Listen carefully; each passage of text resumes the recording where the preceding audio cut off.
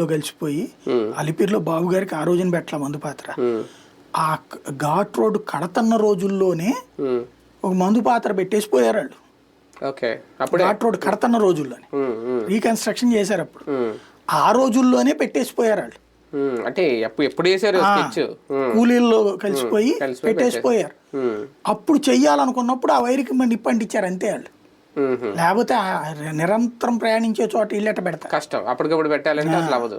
అంత ముందు ఎప్పుడో ఏళ్ల తరబడి ఏళ్లకి ముందు అది కన్స్ట్రక్షన్ ఘాట్ రోడ్డుని పటిష్టంగా చేయడం కోసం కాంట్రాక్ట్ అని పిలిస్తే ఆ కాంట్రాక్టర్ పిలిపించిన కూలీల్లో ఉండి వీళ్ళు సైలెంట్ గా చేస్తారు. అలాగా మందు పాత్రలు ముందే ఎక్కడైనా పెట్టేసుకుని ఉంచుకుంటారు. అడవుల్లో చాలా చోట్ల అట్లాగే ఉంటాయి. వాళ్ళు వచ్చినప్పుడు పిలుస్తారేమో. అంతే. ఒకప్పుడు ఏంటంటే ఏదో నొక్కే ఉండే, తర్వాత అట్లాంటివి అయితే అది పెద్ద పెద్ద అవుతున్నాయి అనేసి ఇప్పుడు ఐఈడీలే. అది చంద్రబాబు గారిది ఐఈడీదే. అంటే సెల్ ఫోన్ సిగ్నల్ లేకపోతే కనుక దానికి సంబంధించిన ఒక చిన్న బటన్స్ ఉంటాయి, మిషన్, దాన్ని తీసుకెళ్లి దాన్ని నొక్కితే వెళ్తుంది అనమాట. అట్లాంటి కాబట్టి ఇప్పుడు వీళ్ళు అట్లాంటిది అయితే ఎంత మంది కూర్చుని చెయ్యరు వాళ్ళు. అంటే అలా చేస్తే అలా రాదలుచుకుంటే ఇట్లా దొరకరు కూడా. బెజవాడ లాంటిది ఒక సేఫ్ షెల్టర్ జోన్. బెజవాడ ఏంటంటే ఆంధ్ర మొత్తం సేఫ్ జోనే. ఇప్పుడు టెర్రరిస్టులకి నక్సలైట్లు ఇద్దరు టెర్రరిస్ట్ ఇప్పుడు దొరకలా.